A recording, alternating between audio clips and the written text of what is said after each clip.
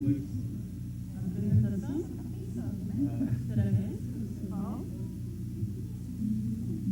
Esse não sei. Ah, eu achei igual.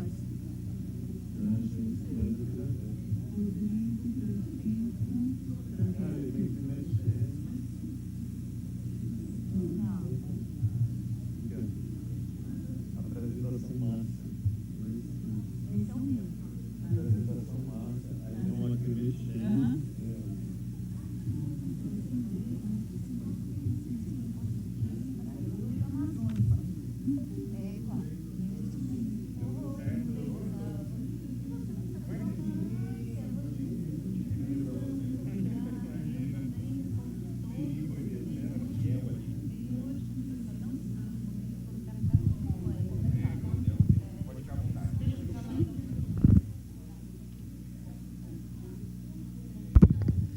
Boa noite. Bom, convido todos a se sentarem para a gente começar a mesa. Está um pouquinho com atraso, peço desculpa em nome da organização do evento, mas a gente vai fazer a mesa com a apresentação dos professores e depois tem a palestra do professor Paulo Artacho. Então, agora a gente vai dar início à mesa redonda 4, domínios morfoclimáticos brasileiros e mudanças climáticas.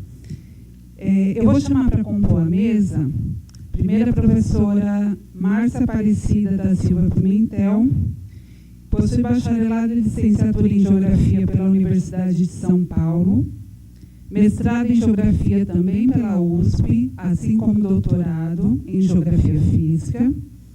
Realizou seu estágio pós-doutoral no Programa de Geografia Humana da Universidade de São Paulo, no período de agosto de 2013 a janeiro de 2014. Em 2017, realizou o segundo estágio pós-doutoral na Universidade del Oriente, em Santiago de Cuba. É professora titular da Universidade Federal do Pará, no curso de graduação em Geografia desde 2005. Integra os programas de pós-graduação de Geografia, de Ciências Ambientais e de Gestão de Riscos e Desastres. Coordenadora do Grupo de Estudo, Paisagem e Planejamento Ambiental. É membro da Rede de Pesquisadores em Geografia Socioambiental. Atua principalmente nos seguintes temas: planejamento da paisagem, geografia ambiental, áreas protegidas e comunidades tradicionais. Coordena programas de extensão universitária em unidades de conservação e uso sustentável e é colaboradora de projetos de pesquisa na zona costeira paraense. Seja bem-vinda, professora Márcia.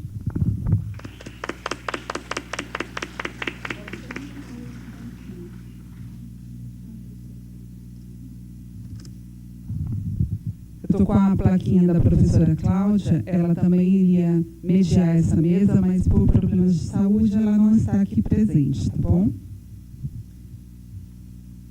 O segundo a compor a mesa é o professor Julian Marius Reis Trevizin, graduado em licenciatura plena em Geografia pela Universidade Estadual Santa Cruz, concluiu o mestrado em Geografia pela Universidade Federal do Sergipe e o doutorado em Geografia pela Universidade Estadual Paulista. Realizou pós-doutorado no programa de pós-graduação em Geografia da Universidade Federal de Rondônia e atualmente é professor adjunto da Universidade do Estado do Amazonas, coordenador do programa de pós-graduação em Geografia, liderando desde a sua criação e implementação, e é docente permanente do programa de pós-graduação, mestrado e doutorado em Geografia. Tem experiência no ensino superior e no desenvolvimento de pesquisas na área de Geografia Socioambiental, Biogeografia Cultural e Ecológica e análise de paisagem com sistemas de informações geográficas. É membro de 2 grupos de pesquisas cadastrados pelo CNPq. Geotecnologias e Análise da Paisagem e o Grupo de Estudos de Pesquisa e Modos de Vida e Culturas Amazônicas. Integra também o Núcleo de Estudos em Espaços e Representações. Atua como editor-geral da revista Presença Geográfica, categoria A3. Seja bem-vindo, professor Juliano.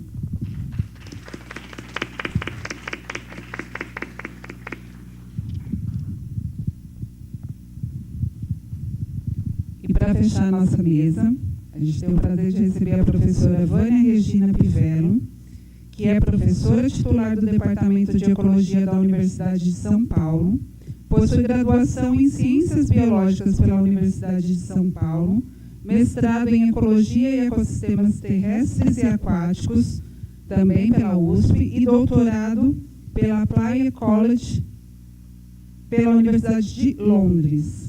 Tem ampla experiência em pesquisa e docência na área de ecologia, com ênfase em ecologia de savanas e conservação biológica, atuando principalmente nos seguintes temas: cerrado, ecologia do fogo, invasão biológica, conservação de fragmentos naturais, planejamento ambiental.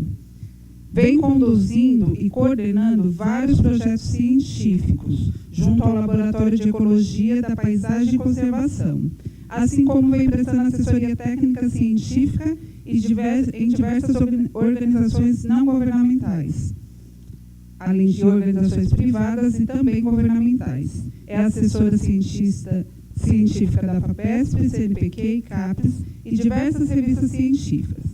Suas atividades docentes incluem cursos de graduação, pós-graduação, cursos de extensão, supervisão de teses de mestrado e doutorado, elaboração e revisão de material didático. Seja bem-vinda, professora Vânia.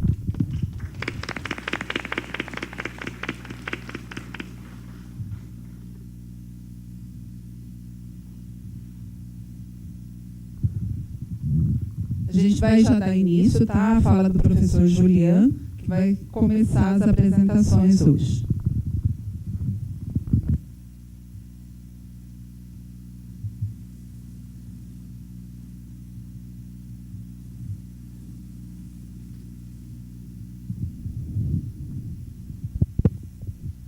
Boa noite a todos e a todas. Para mim é uma satisfação poder ter sido convidado, estar aqui presente com vocês nesse evento. E eu venho aqui falar um pouco, né, sobre os ecossistemas amazônicos, né, e as mudanças climáticas recentes, que está dentro aí do tema dessa mesa, e trazer algumas reflexões, né, tanto sobre o impacto e os desafios, né, perante a realidade que se coloca, né?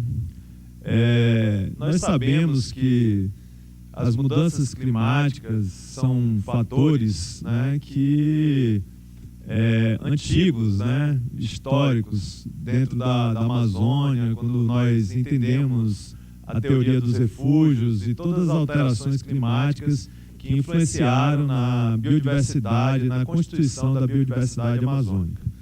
No entanto, eventos recentes, né, mostram um processo acentuado de mudanças climáticas, né, num bioma que é um dos biomas de maior riqueza, né, de espécies aí do mundo, com diversos ecossistemas, alguns ecossistemas bem frágeis, né, que estão associados a, por exemplo, Igapó, Várzea e diversos outros ecossistemas que têm um limiar de fragilidade alta, condicionado à variabilidade climática ao longo do ano, nos períodos de seca e estiagem, né? E nós, recentemente, né, tivemos passando na região amazônica por eventos extremos, né, e especialmente no ano 2023, 2024, né, onde aí, né, fazendo aí uma retrospectiva aí desde o século passado, como que esse evento extremo ele representou uma mudança aí de mais de 150 anos aí em termos de um avanço na temperatura global significativa, né? E isso representou, né, a seca que nós tivemos em 2023, né, representou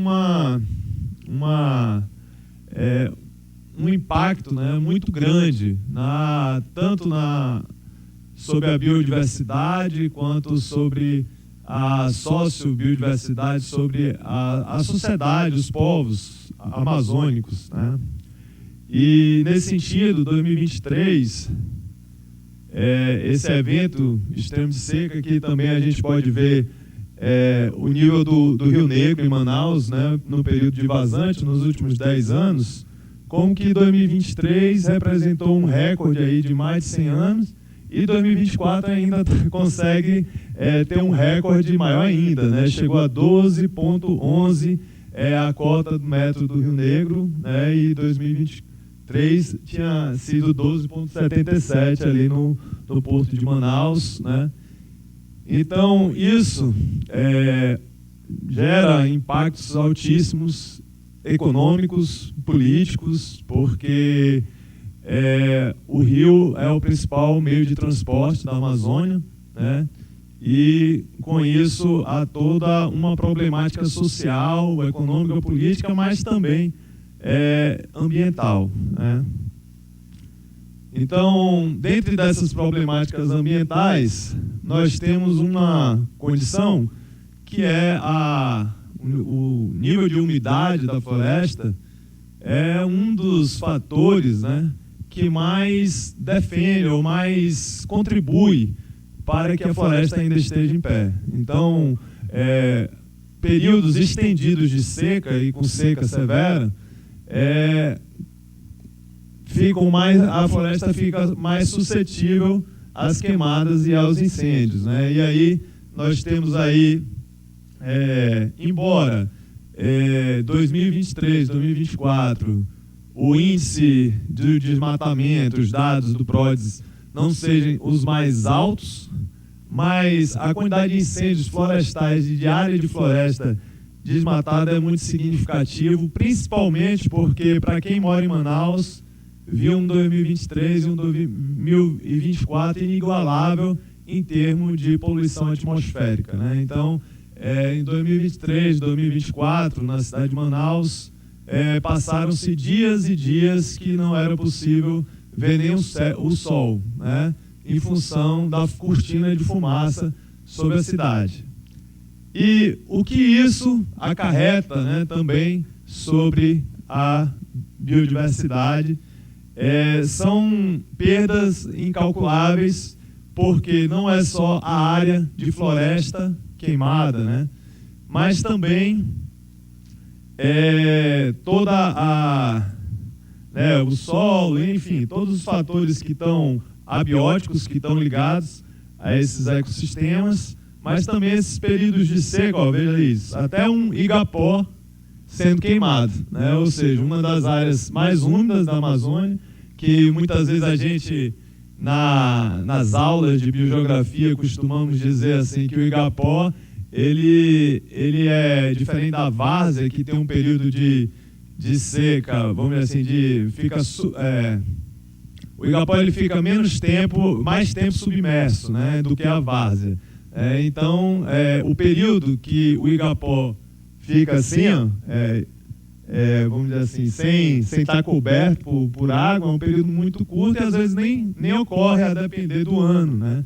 Então, o extremo de seca faz com que essa vegetação fique exposta, né? Ou seja, uma vegetação que está altamente adaptada ao alagamento, né? Ficar exposta, então é preciso toda uma mudança, né, no metabolismo dessas plantas. Então, a seca extrema gera mudanças, né, no metabolismo da flora.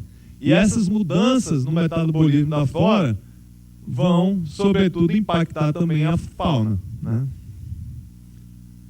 Então, esse é um item aí ainda muito, vamos dizer assim, pouco. Os estudos ainda não têm estudos avançados suficientes para entender como que os eventos extremos, de fato, vão impactar a flora e, consequentemente, a fauna, né? Ali é só um ilustrativo, né, a complexidade que é uma planta e como que a luminosidade, a oxigenação, todos os fatores de luz, né, vão influenciar no seu metabolismo.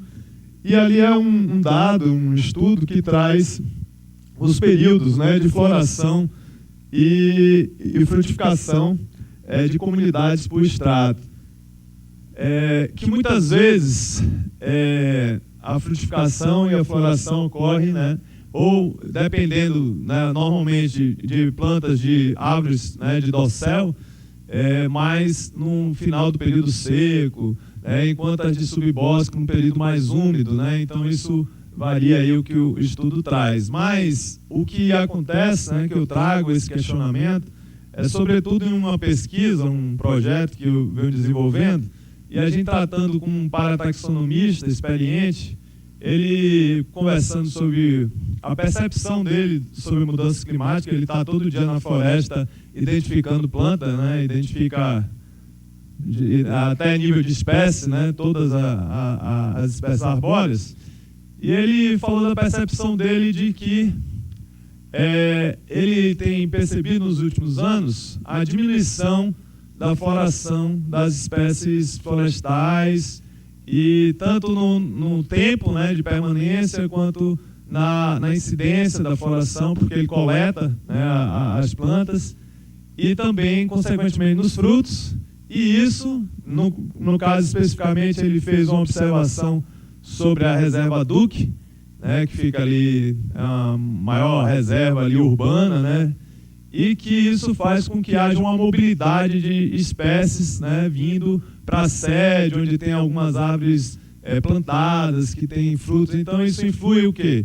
Vai influir, se de fato, depois tem outras pesquisas que eu vou mostrar um gráfico aqui, baseado em conhecimento tradicional, que também observam a redução da frutificação de determinadas árvores. Na agricultura, esse tipo de estudo já está mais avançado, mas na floresta nativa é muito mais difícil estudos, porque precisa acompanhar ano a ano, usando uma metodologia para verificar essas mudanças, né? E essas mudanças,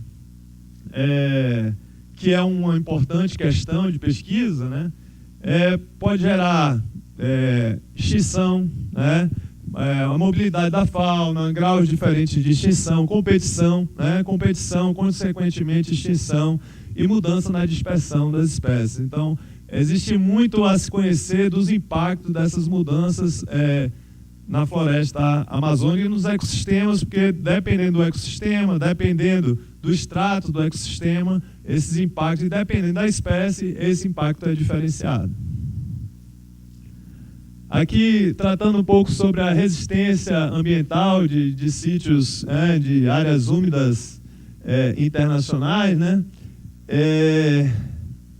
A gente observa ali aí é um modelo que mostra assim, uma tendência aí para 2061, 2080, como que a adequação climática aí para determinados ecossistemas. E ali em azul a gente tem áreas úmidas, né, de prioridade de preservação internacional ali, que vão ser drasticamente afetadas aí por essas mudanças climáticas, né, pelas previsões, e que podem sofrer grandes impactos, uma vez que esses ecossistemas têm uma resistência ambiental bem específica, né, para o calor, a quantidade de água, a quantidade de, enfim. São ali no caso são áreas em azul ali, são áreas que ficam ali entre já ali subindo médio Rio Negro, alto Rio Negro ali, indo para a famosa Cabeça do Cachorro. Conhece Cabeça do Cachorro? É ali no estado do Amazonas, aquela cabecinha lá em cima, tá? E aí esse impacto, né, sobre a biodiversidade também impacta a sociodiversidade, né? Principalmente a começar pelo nível dos rios e a navegação, que é a principal via de acesso, onde tem todos os fluxos econômicos, toda a produção do extrativismo na floresta, quando vendida, precisa da canoa, da rabeta, né, para poder chegar aos centros, sedes, e também o impacto sobre a ictiofauna, né?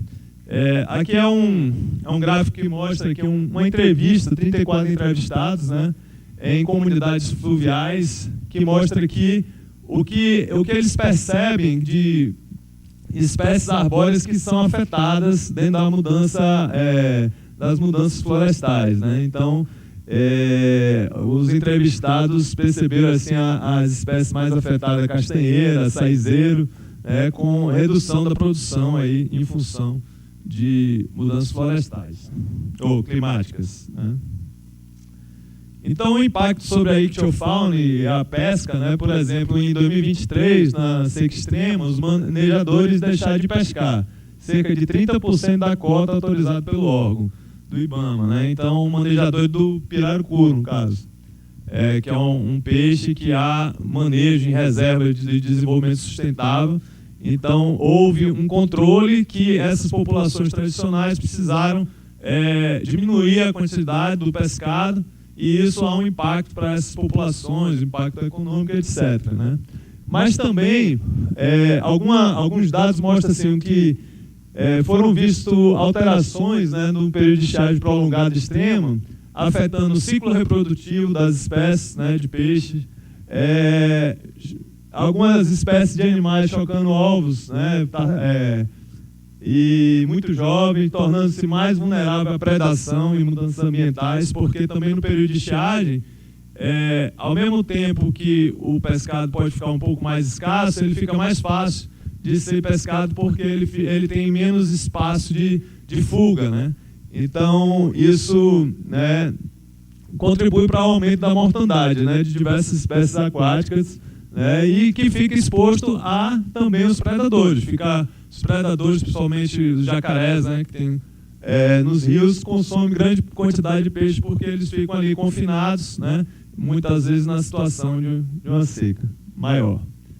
Então, a mortalidade também é causada pela falta de oxigenação e altas temperaturas da água, que impede os peixes de respirar e leva à morte. Então, são alguns impactos, né, que esses períodos mais extremos de seca geram sobre a biodiversidade. E aí, diante de um panorama, né, para não me estender muito, mas trazendo também de alguns temas que eu pesquiso, sobre atores da conservação da biodiversidade, né? Então, biodiversidade, porque é comum a gente se debruçar sobre o problema e pouco a gente se debruça nas pesquisas científicas sobre os horizontes, sobre as alternativas e as possibilidades, né?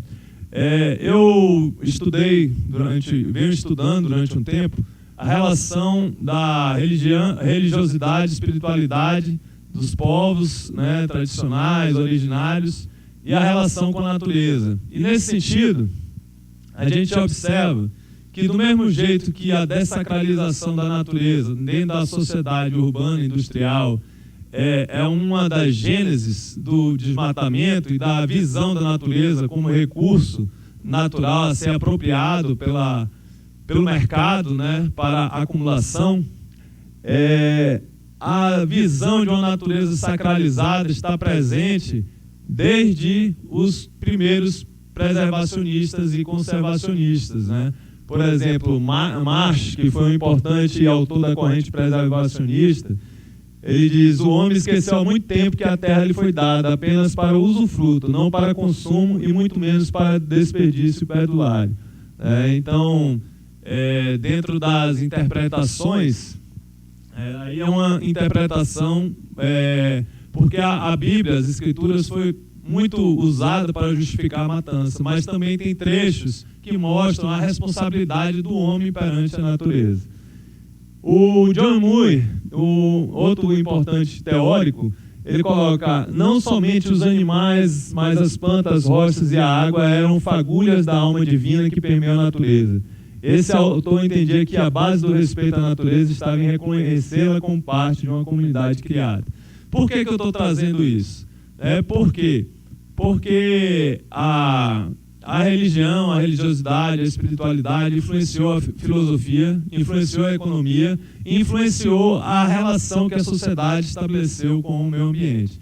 Então, se nós precisamos pensar numa sociedade diferente que possa respeitar esse meio ambiente, é preciso buscar desde a religião, desde a espiritualidade, porque essa tem um poder de influência muito grande sobre a sociedade, tanto que, do mesmo jeito que influenciou todo a corrente conservacionista, preservacionista, desde os Estados Unidos, chegou no Brasil, que veio com as políticas de conservacionista, preservacionista, de unidade de conservação. Pode passar. E aí, nesse sentido,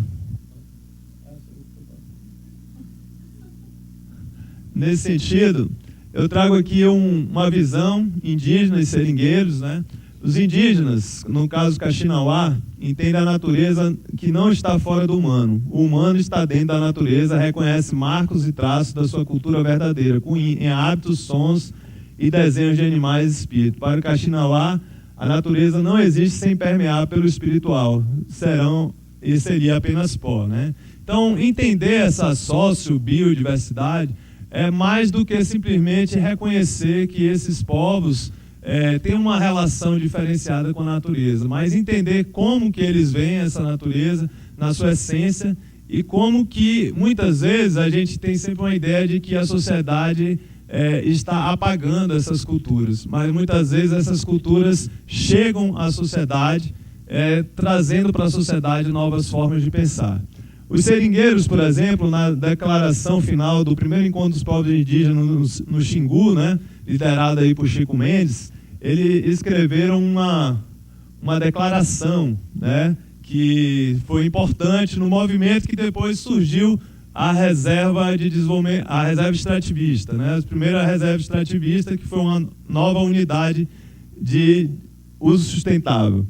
Não destruir as florestas, os rios que são nossos irmãos, pois esses territórios são sítios sagrados do nosso povo, morada do Criador, que não podem ser violados. Chico de Ginu, que era um amigo de Chico Mendes, líder também seringueiro, combateu quando os seringalistas avançavam, né, sobre o seringal e queriam que os seringueiros extraíssem o látex da seringa o máximo possível até levar a seringueira à morte. E ele combateu dizendo: quem matava assim uma seringueira estaria matando a própria mãe, que o haveria criado com leite, seu leite. Por que esse pensamento? Porque para o povo indígena, o seringueiro, para as populações tradicionais, a seringueira é a mãe da mata, né? Ela tem muito mais do que uma conotação material, mas também uma conotação espiritual, né? Que serviu, né, como um importante elemento de defesa à floresta. Então, eu trago aí também um pouco das religiões, né, de matriz africana, onde elas trazem: destruir a natureza seria destruir a nossa religião, os próprios orixás, né? Nosso orixá é a natureza, então se ela morrer, morre também nossos orixás. E as religiões lasqueiras, que passaram a existir do encontro entre seringueiros e indígenas na Amazônia, e que hoje já existem em mais de 10 países, né? Avançam em todos os estados brasileiros, né? E aí um depoimento de um mestre de uma das religiões, a União do Vegetal. O Mariri Achacrônia que nós preparamos, o vegetal, é um instrumento que nos conduz ao mundo espiritual, tem sua origem sagrada, tem sua origem divina. Mariri e Achacrônia são duas plantas, tá? Banisteriopsis caapi e Psychotria viridis. E nos conduz a esse mundo espiritual e nos conscientiza de tudo que está à nossa volta, todos os elementos, todos os recursos naturais, inclusive nós mesmos, somos também este próprio sagrado. À medida que nos conscientizamos da existência da vida e de tudo que existe, nós conseguimos perceber que, na verdade, tudo que há é sagrado, e daí a necessidade de nós nos conscientizarmos e respeitarmos. Então, aqui é um trabalho que eu realizei, né, em Rondônia, onde eu fui em 53 áreas de territórios de religiões lasqueiras, e mostrando como que essas religiões conservam, a partir do contato com a ayahuasca, né, desenvolvem uma percepção ambiental e conservam áreas de floresta também em função do cultivo de suas plantas sagradas. Aqui foi feito mapeamento, análise da paisagem, levantamento florístico, que mostra que muitas dessas áreas têm um estado de conservação da biodiversidade quase semelhante a uma floresta primária, né? E aí algumas áreas que são ilhas, né? Praticamente ilhas no meio de uma paisagem degradada. Então, só para concluir, essa reflexão que eu trago, né, quando a gente vê a problemática das mudanças climáticas perante os nossos biomas, são caminhos. Aí eu trago o professor Salatino, aqui da USP, Antônio Salatino, que ele fala assim, que os caminhos trazidos pela educação ambiental nas escolas, no meio de comunicação, têm sua importância, mas ele defende que esses elementos têm maior probabilidade de serem absorvidos pela sociedade através da via religiosa, o que sugere que as religiões têm um potencial para minimizar problemas ambientais maior que outros, né? Até porque quem já leu Max Weber, né, Ética Protestante e o Espírito do Capitalismo, vê como que toda essa relação da sociedade com a natureza tem, antes dela, pressupostos religiosos, espirituais, filosóficos. Tá?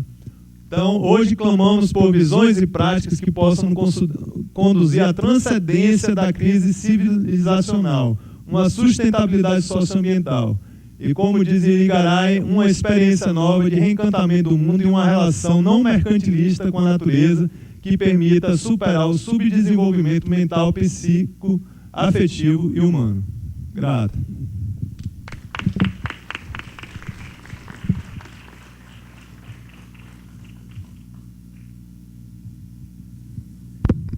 Muito obrigada, professor Julian. E eu convido agora a professora Márcia Pimentel a fazer a sua exposição. Ao final, a gente faz uma rodada de perguntas, tá bom?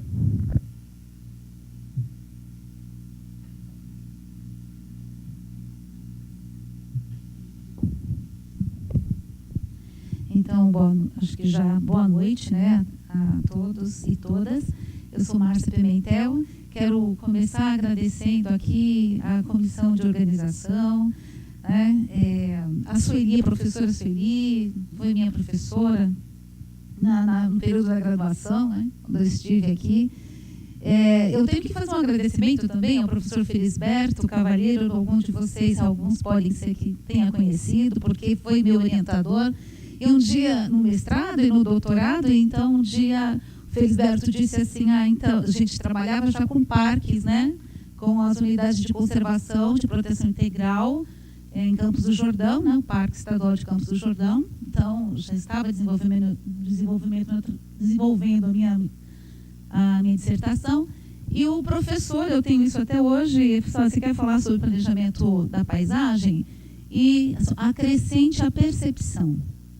Então, um caminho que para mim foi muito importante, porque isso se desdobrou em outros trabalhos na Amazônia. Eu quero aqui cumprimentar a banca, a professora, né, Vânia e ao Julian, e é claro a Ana Lúcia que está aqui, mas eu quero dizer, Julian, que foi muito importante. A gente não tinha combinado nada, né? Nós estamos falando da Amazônia, eu da Amazônia Oriental, ele está falando da Amazônia Ocidental, de alguma forma, trouxe realidades, né, dessa região, de onde ele situa e tem pesquisas. Eu sou de Belém do Pará, na verdade, estou lá em Belém do Pará há 19 anos, e falar da Amazônia não é fácil, é um desafio para todos nós, e cada pesquisador vai trazer aqui uma dimensão, um recorte, e como foi apresentado pela Ana Lúcia, eu, além do programa de pós-graduação em Geografia, eu também faço parte de 2 outros programas em colaboração, né, que são programas interdisciplinares. E eu preciso, então, aprender com eles e mesmo no coletivo me posicionar como geógrafa. Então, isso é bem interessante, porque quando a gente vai falar aqui de mudança climática e o recorte que eu estou trazendo para vocês, que é sobretudo, né, um exemplo talvez o mais emblemático é o da zona costeira, que é onde eu tenho feito algumas pesquisas com reservas extrativistas. Então, talvez vai ficar melhor quando eu estiver aqui apresentando, mas eu gosto de conversar e eu tenho um tempo mais curto, né, gente? Então, deixa eu começar aqui a falar, depois a gente conversa, se for o caso.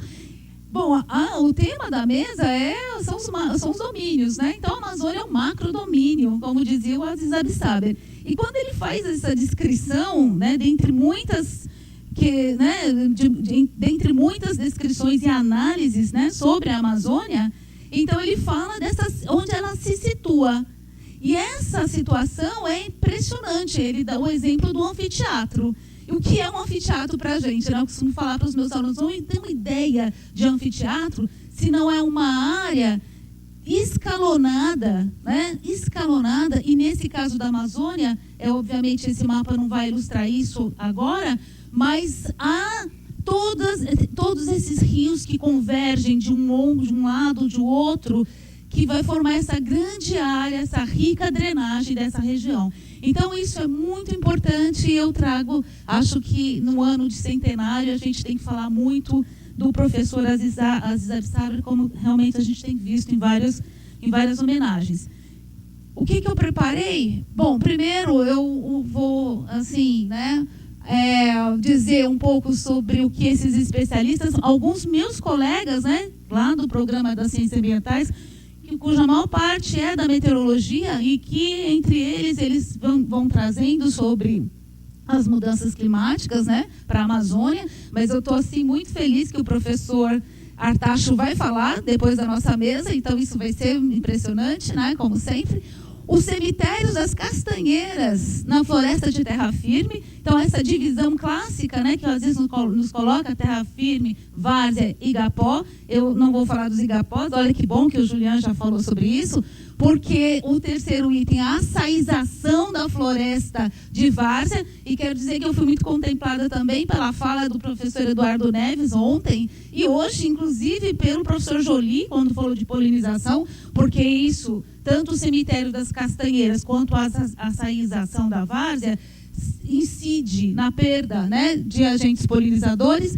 Bom, e a Amazônia Atlântica é também uma definição, uma classificação do professor Aziz. A Amazônia Atlântica, os manguezais, ameaça e resistência, e é ali que eu tenho uma grande parte de atuação, né, de ensino, pesquisa e, sobretudo, extensão, porque eu sou conselheira de uma reserva extrativista, faço parte do Conselho Deliberativo. Então, a gente trabalha muito com as comunidades. Bom, aqui, então, o que esses especialistas dizem?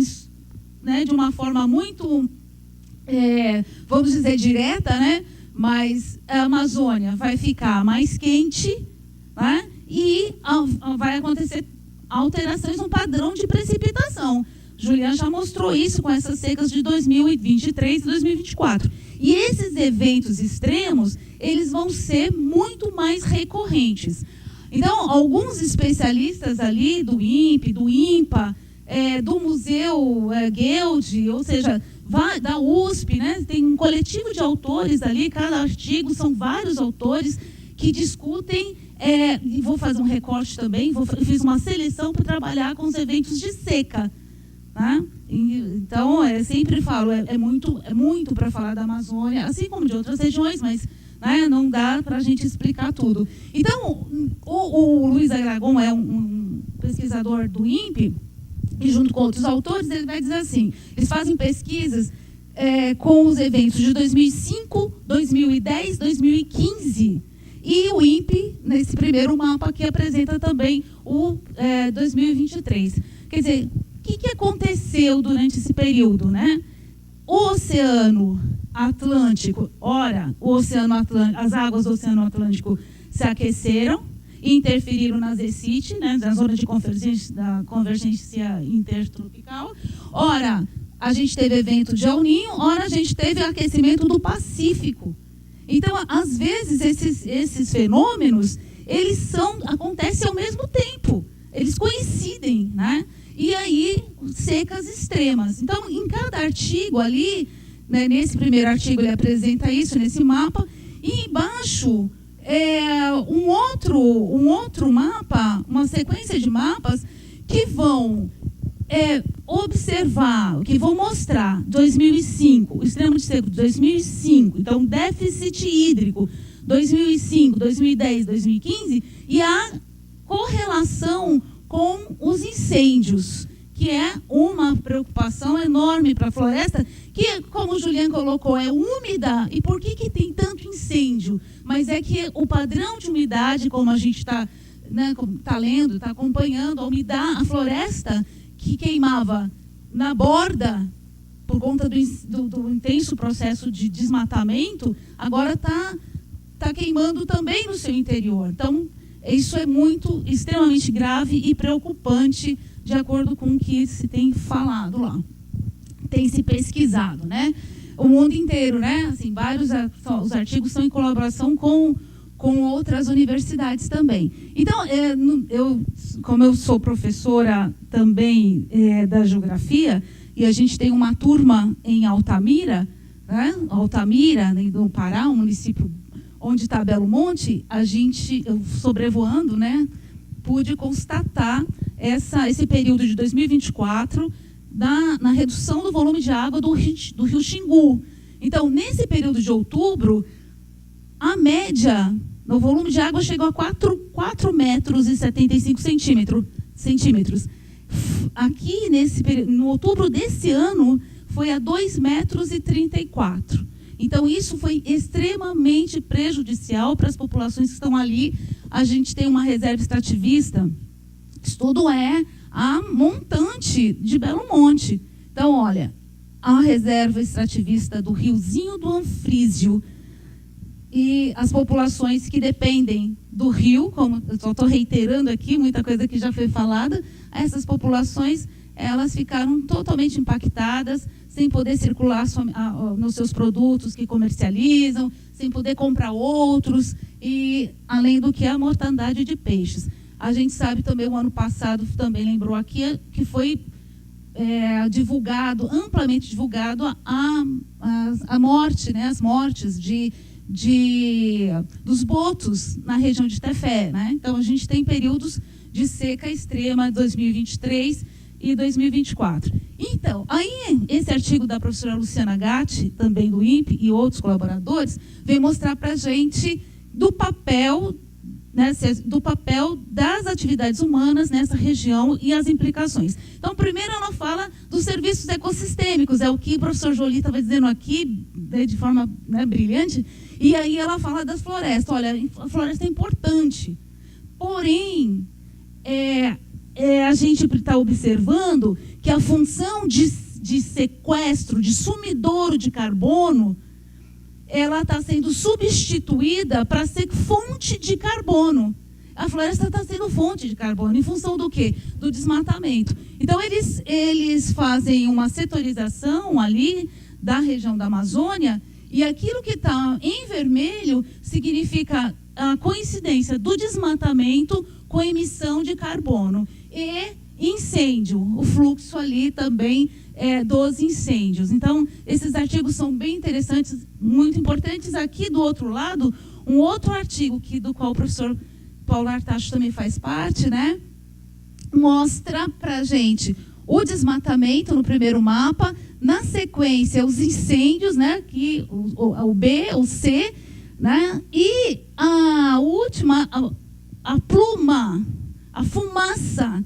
E a gente viu isso esse ano também, né, como é que a fumaça se espalhou do Pantanal para outra região, da Amazônia para outras regiões. Ou seja, esse artigo também bem interessante, que mostra como a Amazônia, ela tem o que acontece com a Amazônia vai ser refletido, né, vai se refletir em outras áreas.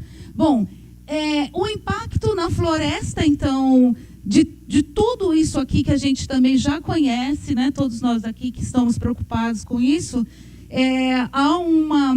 os pesquisadores dizem assim, a possibilidade de mudança dessa paisagem, um processo de alteração da floresta, uma savanização da floresta, né, em função da perda da umidade, ou seja, dos eventos extremos, mas da alteração da precipitação.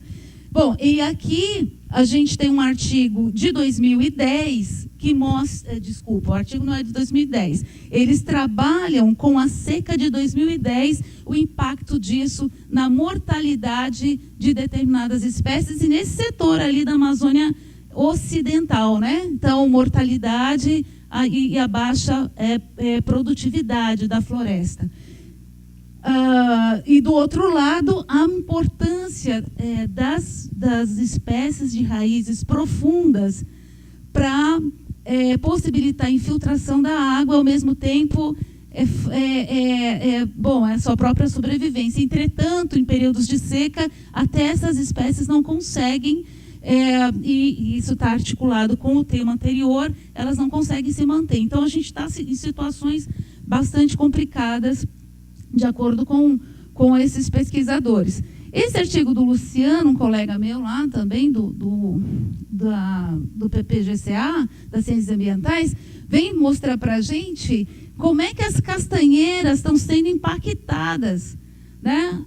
Os pesquisadores na área do clima e da ecologia trabalham com modelagem, né? Modelagem climática, análise de emissões, e nesse sentido, o Luciano e os outros autores mostram que as castanheiras vão ficar isoladas, elas vão mudar, elas são espécies de terra firme, mas elas vão sair dessa altitude de 250 a 350 metros, onde normalmente elas estão, para áreas muito mais elevadas, né? Muito mais altas, quer dizer, muito mais altas dentro do que a gente está aqui, concebe como domínio amazônico. Então, existe essa migração da castanheira para essas outras, para altitudes mais elevadas, conforme eles colocaram. E, num trabalho que a gente fez de campo numa comunidade quilombola, que é no município de Baião, já é no Rio Tocantins, né? Já é o Baixo Tocantins, a região do Baixo Tocantins. A gente visitou uma comunidade que tem uma área de castanheira, né? Os castanhais que sobraram nessa região, que ainda não tem titularidade, é uma comunidade quilombola que está lutando pela sua titularidade, foram extremamente ameaçados. O que acontece aqui é que esse fragmento é reconhecido, acontece em outros lugares, porque ela é protegida por lei desde 94 e entrou em 2022 na lista de extinção, é que acontece que todo o seu entorno é desmatado e só sobram as castanheiras, só sobram os castanhais. E isso não ajuda muito, porque ela precisa de outras espécies ali daquela comunidade. Então, por isso, os pesquisadores dessa área chamam de cemitérios de castanhais, que é muito triste, né? Isso é muito triste. Eles conseguiram ali fazer dessa área uma reserva, né, municipal. Essas castanhas, que é a informação de que essas castanheiras, quando elas são localizadas em baixa altitude na floresta amazônica, elas são indicadores de que são culturais, de que elas foram plantadas. E aí o Eduardo Neves ontem falou para a gente sobre isso. Bom, e na continuidade aqui o grupo que estava, eu acabei de falar, mas dá para a gente ver o isolamento, toda a área alterada. Ali é o nosso grupo, né, na comunidade, fazendo uma atividade. E a Transcametá. Transcametá é uma cidade dessa região do Baixo Tocantins. Essa Transcametá é uma rodovia federal e ela é toda alterada por fazendas de pecuária, madeireiras. Acabou, né, toda a floresta que tinha ali. Isso, bom, é só mais uma das histórias. Na comunidade, no Rio Tocantins, na comunidade a gente fez uma cartografia social, né? Nosso grupo fez uma cartografia social, identificou o lugar das castanheiras, isso por causa de uma demanda. Na verdade, a gente vai para a comunidade porque nós temos uma aluna, minha aluna é dessa comunidade. A UFPA é uma das universidades mais inclusivas. A gente tem vestibular especial para negros e quilombolas, negros, quilombolas indígenas, né? Então, a gente atua por conta das articulações que as associações locais, né,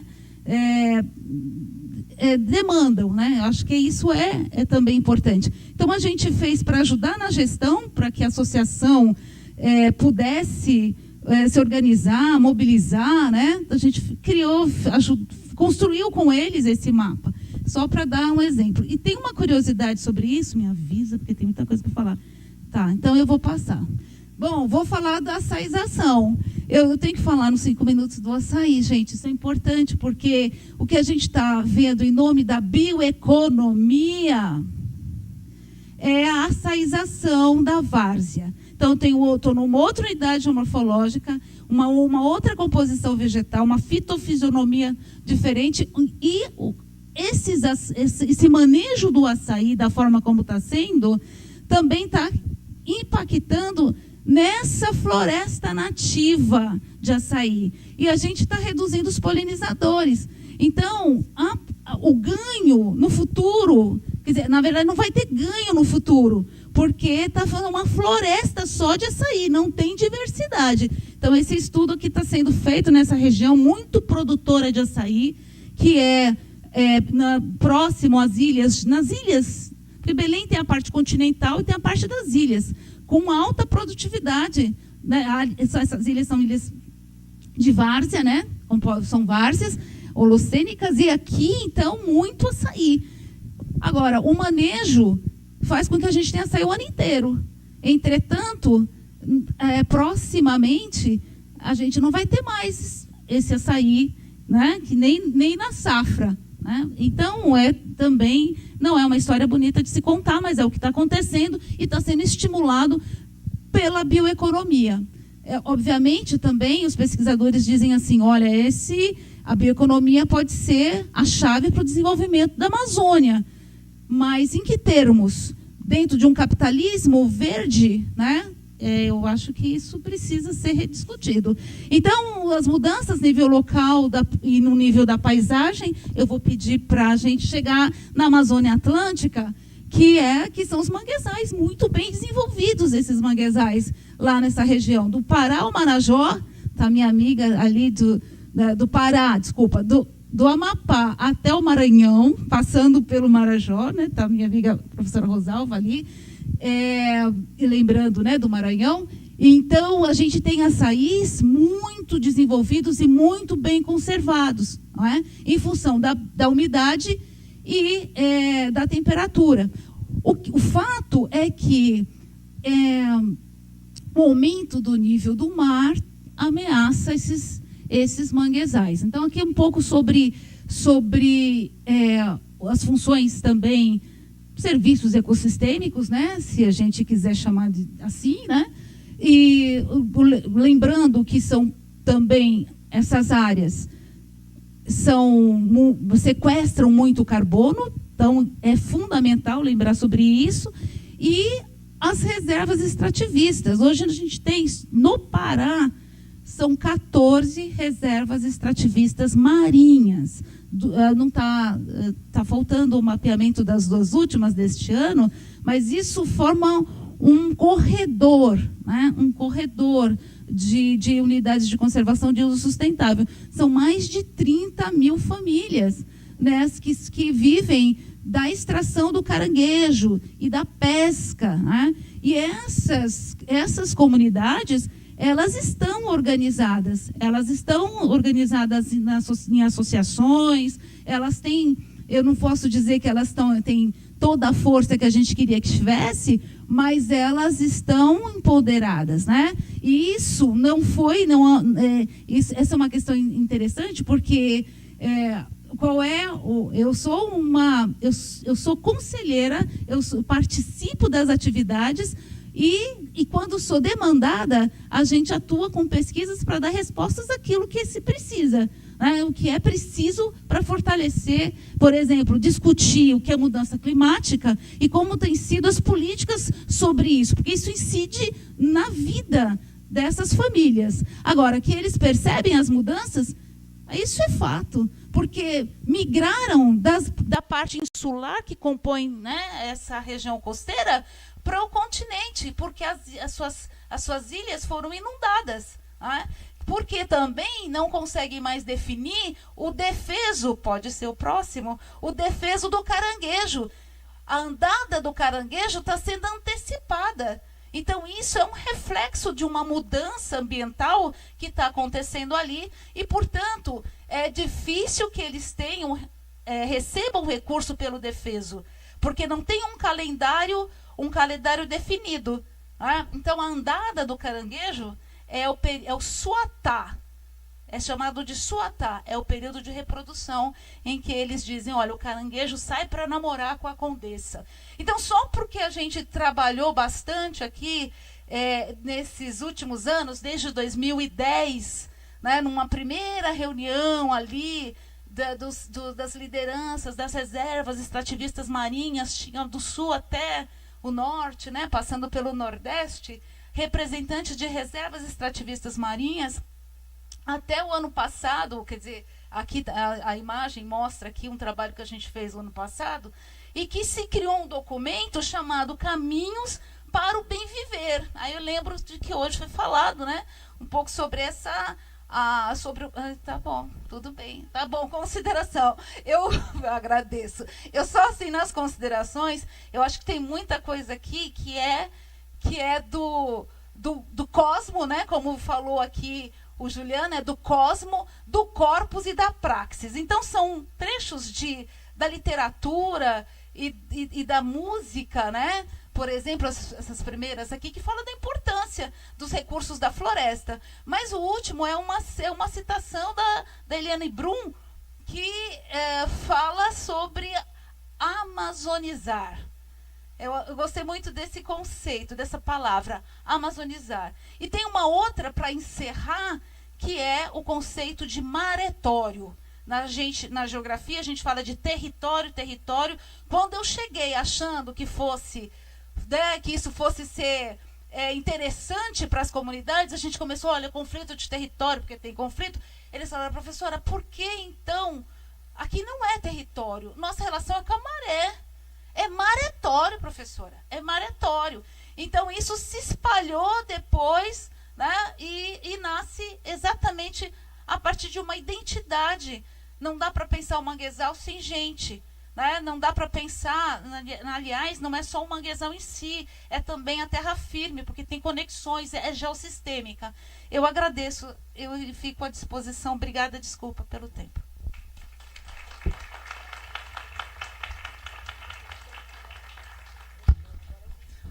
Eu agradeço as contribuições e os slides belíssimos da professora Márcia Pimentel. E agora a gente vai ouvir a professora Vânia.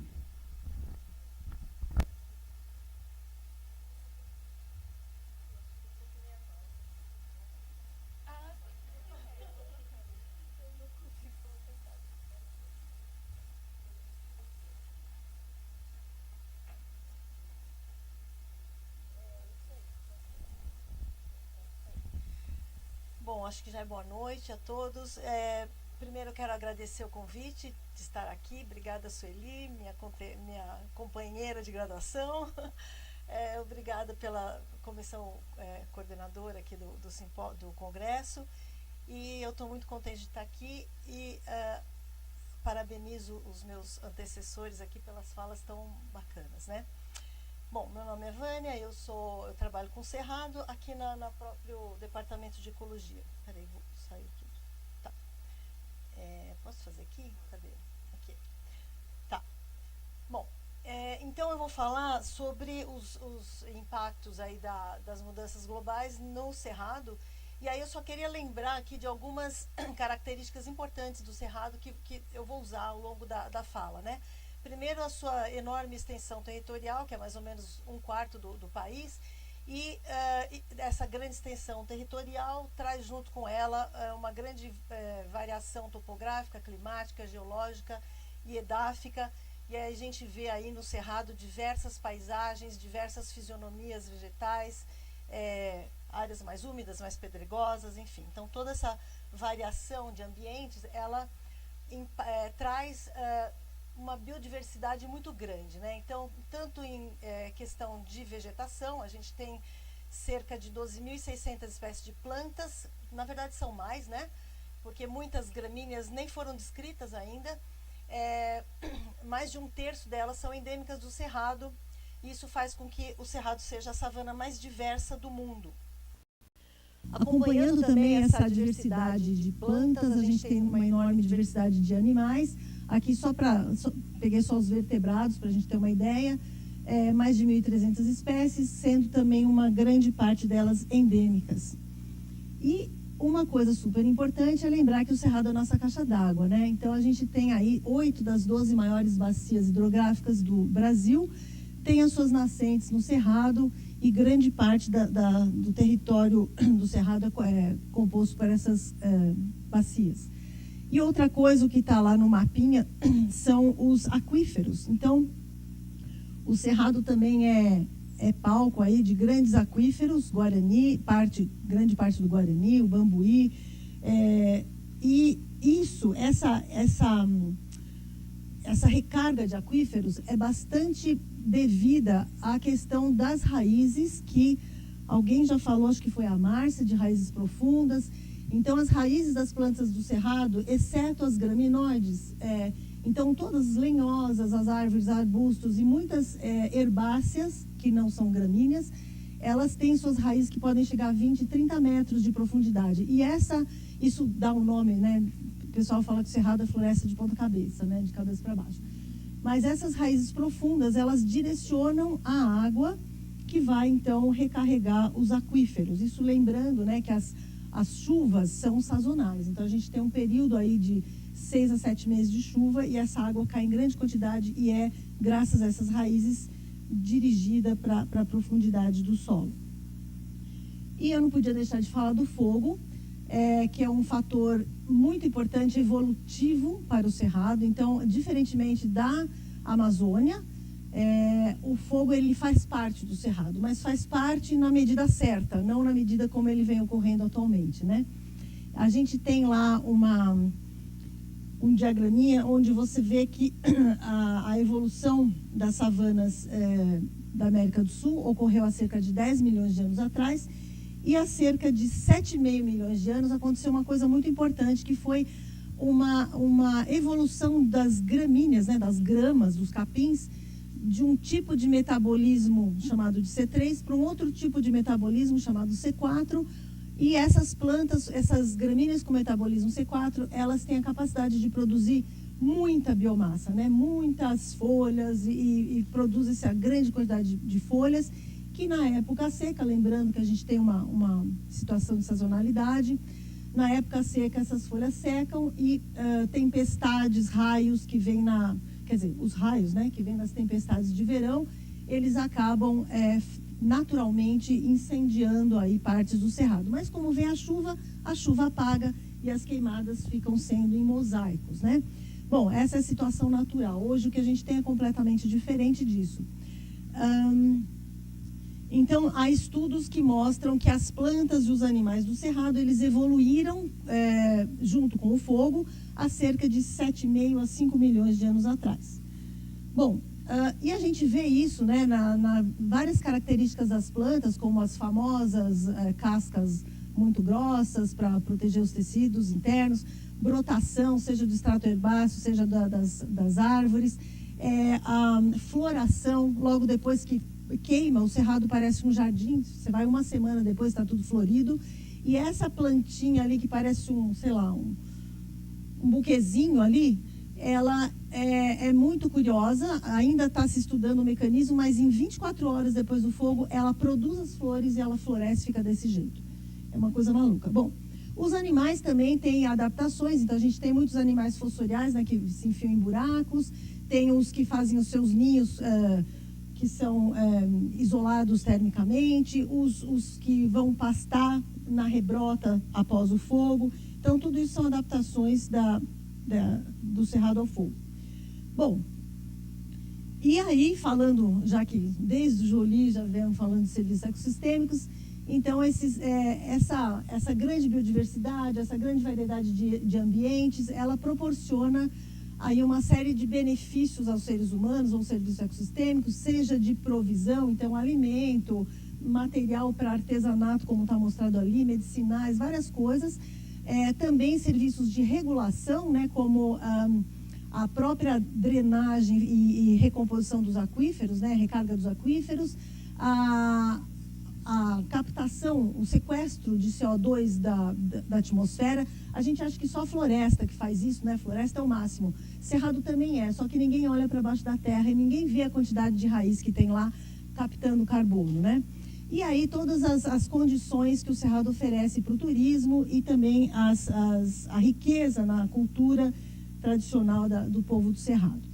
Bom, e aí o que está acontecendo agora, né? A gente está tendo aí essa situação de aumento de temperatura, de ondas de calor, de seca, né? Falta de chuva, que estão mudando bastante a situação do Cerrado.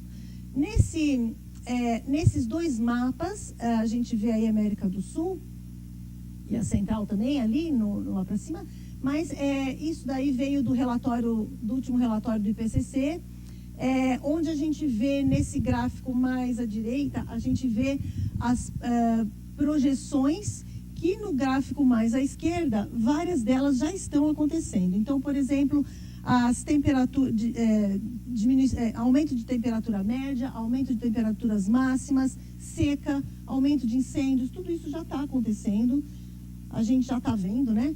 Com sérias consequências. Então, para a biodiversidade, para a saúde humana, na produção de alimentos, principalmente a questão do déficit hídrico, incêndios, muito além do que seria natural, e que aumentam ainda mais a emissão dos gases de efeito estufa.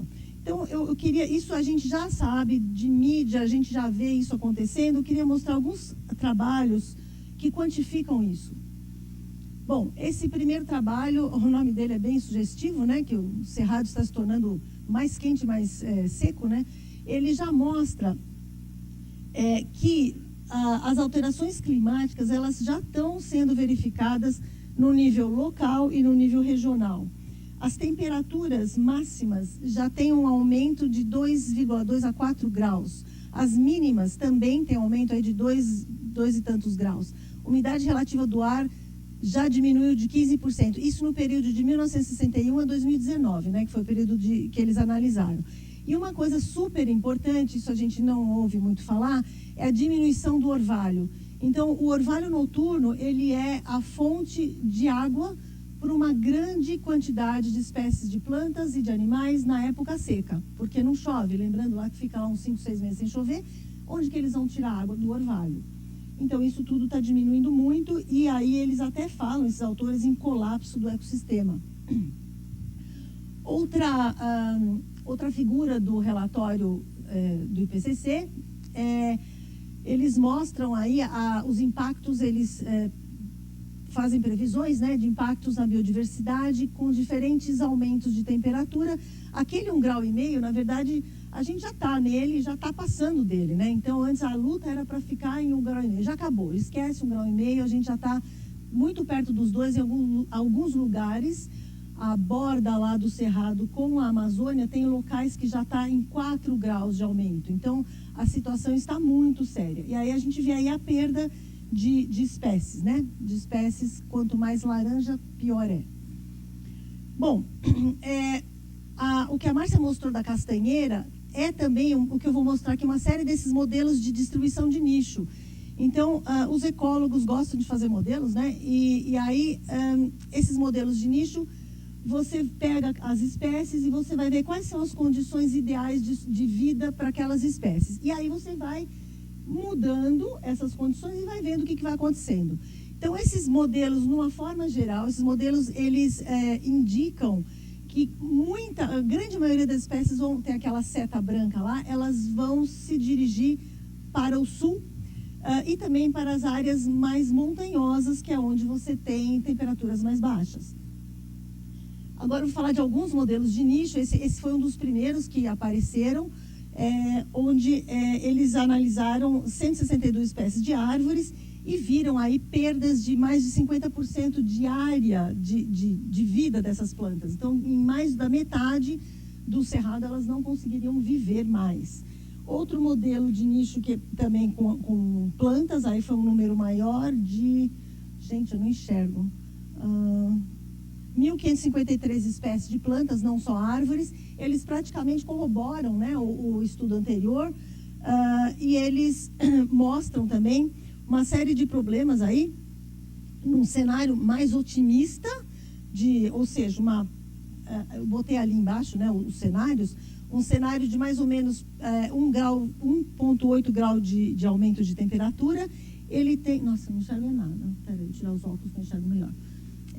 você já tem uma perda de 30% a 40% da área de distribuição. Num cenário pior, né, você tem perda de 43% a 60% da área de distribuição e também extinção de várias espécies, né? Então, a situação não é boa.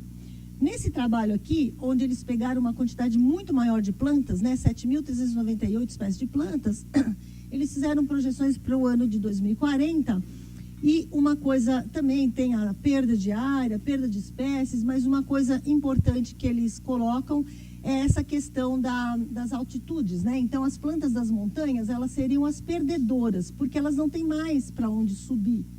Enquanto que as plantas das planícies, elas teriam ainda condição de ir para regiões mais altas, né? Então, eles colocam que as planícies seriam pontos críticos de extinção local, tá?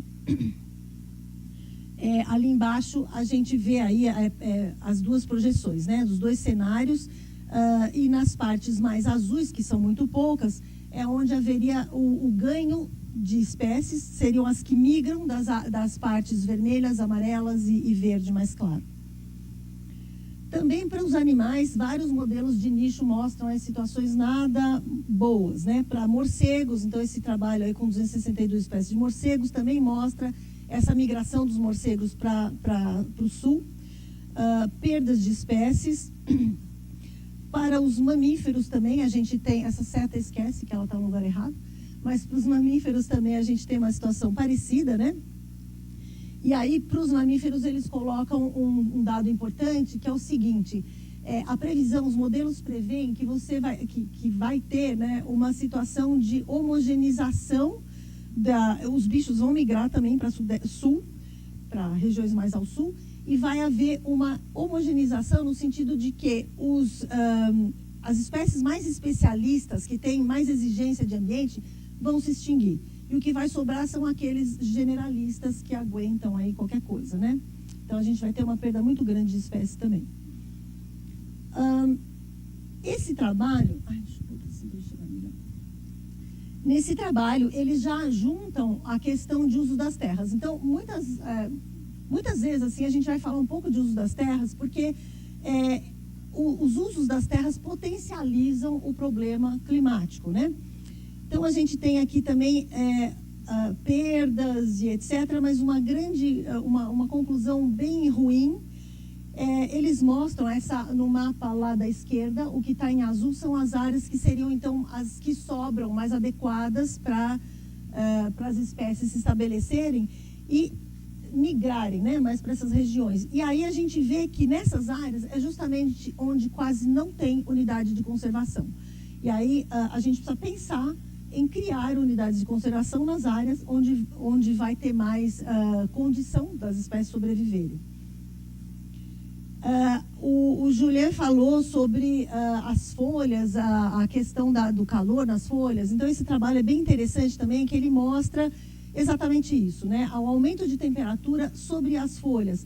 Então, o fotossistema, né, o aparato que faz fotossíntese, ele já já começa a ser danificado em temperaturas acima de 40 graus. E temperaturas de 45 a 50 graus, ele pode ter danos irreversíveis. Então, o que vai acontecer? As folhas morrem. Então, essas plantas vão perder folhas, elas vão ficar durante uma boa parte do tempo sem folhas, e o crescimento vai ser afetado, claro, e muita mortalidade, né? Então, também uma outra situação nada agradável, né? E o fogo? Bom, aumento de temperatura, diminuição de chuva e ondas de calor também tem aumentos significativos aí nos incêndios, e também o IPCC previu aumentos de 39% da área queimada numa situação moderada, né, de aumento de temperatura, e 95% na situação mais pessimista, vamos dizer assim. É uma pena que não dá para apontar, mas nesse trabalho eles mostram, então, também como é que o comportamento do fogo já mudou, né? Já está diferente. Primeiro que as queimadas, esses são os fogos antropogênicos, né? O fogo que as pessoas fazem.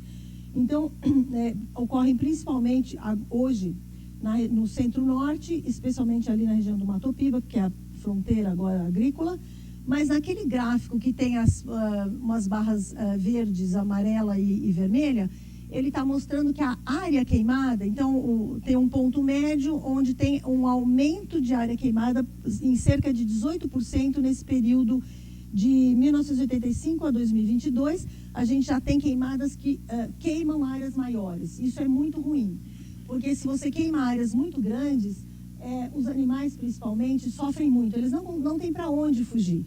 Então, se a gente pensar nos incêndios horrorosos que teve no Pantanal em 2020, foi exatamente isso. Tudo queimava e não tinha onde a bicharada fugir. Existem vários trabalhos mostrando mais de 17 milhões de indivíduos mortos só de vertebrados, né? Então, é uma situação drástica. E a gente vê nesse outro gráfico aqui, aquelas barras vermelhas, é um deslocamento do período do pico de fogo.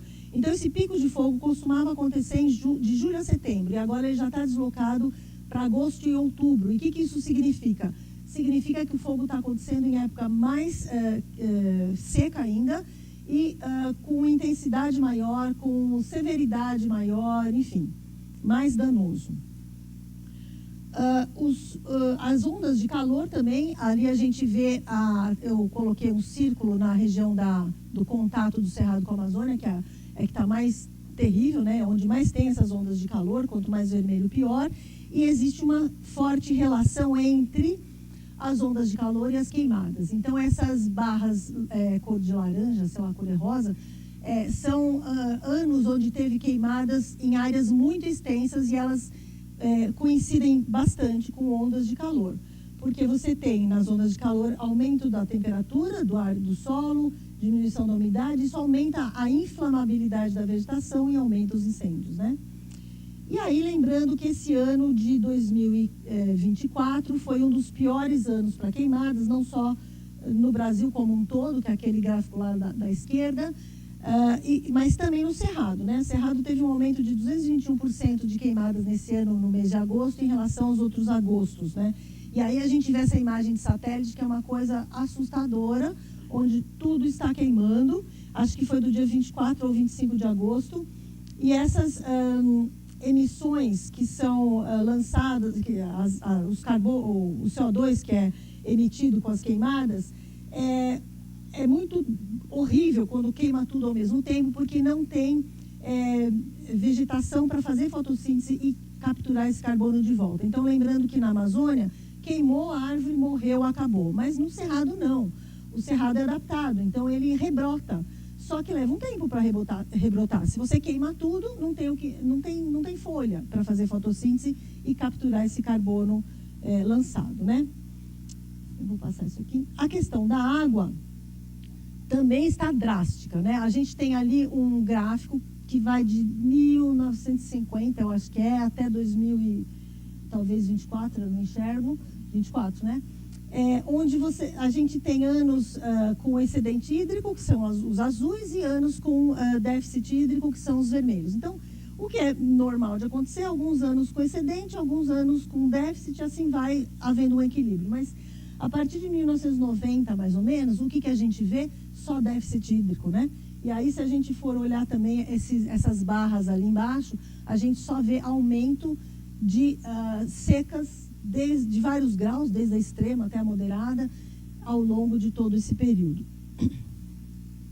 E também lembrando, não só as queimadas, mas que uma está junto com a outra, mas a gente teve aí esse ano de 2024, foi um dos mais secos que já aconteceram, né? Desde 1950. E aí a gente tem uma grande área que ocupa ali o Brasil, mais da metade do Brasil e grande parte do Cerrado, sob situação de seca. E aí, fogo, né?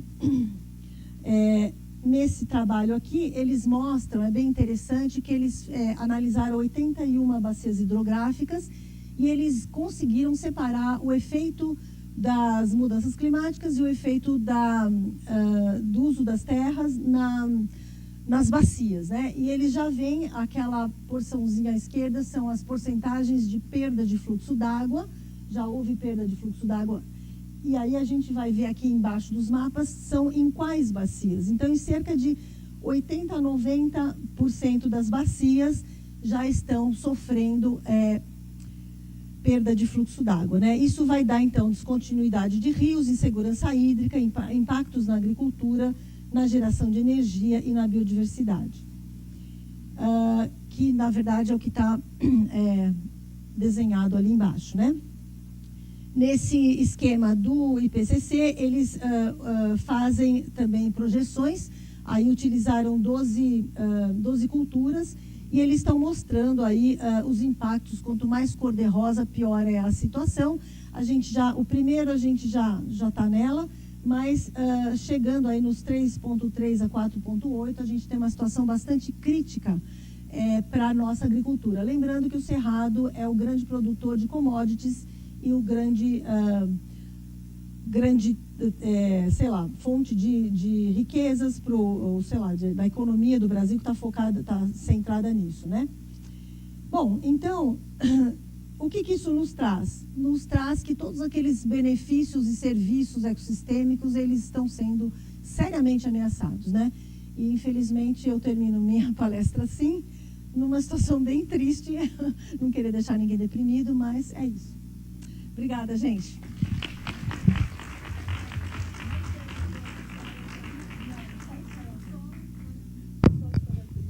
Bom, eu agradeço a apresentação da professora Vânia e vou pedir desculpa para a banca, porque eu fui orientada pela comissão organizadora a não fazer um bloco de perguntas, mas eu gostaria de contar com a disponibilidade dos palestrantes aqui da mesa, a professora Vânia, a professora Márcia e o professor Julian, para nos intervalos, né, conversar com os alunos, né, e com o nosso público para tirar as dúvidas pontuais. Eu mesma sou uma que tem algumas dúvidas já. Bom, na mesa de hoje a gente teve um panorama bem denso, né, do domínio morfoclimático da Amazônia e também do Cerrado. Mas eu gostaria de falar só uma coisa, assim, eu hoje tive a oportunidade de ficar desde a primeira mesa, que foi, né, teve início com a professora Schaffer Novelli, e assisti também do professor Joly e as outras mesas. E o que mais me chamou a atenção no Congresso de Biogeografia, não esperaria outra coisa mesmo, dos palestrantes e de todas as conclusões das palestras, a importância do homem, né, tanto no processo de causador dessas mudanças climáticas e de todos esses cenários não muito aprazíveis que a gente tem, mas o quanto é importante colocar o homem na gestão, né, e na formação de políticas públicas, como a palestra do professor Joly chamou a atenção, né? A sociobiodiversidade tem que incluir o homem, né? Tem que incluir essas populações tradicionais que sabem muito bem manejar todos esses domínios morfoclimáticos que a gente conhece e que a gente tanto utiliza dos serviços ecossistêmicos, como o professor Joly falou. Eu agradeço a todos que tiveram a oportunidade de assistir as apresentações e convido todos a ficarem aqui no auditório Milton Santos para prestigiar a palestra importantíssima do professor Paulo Artacho.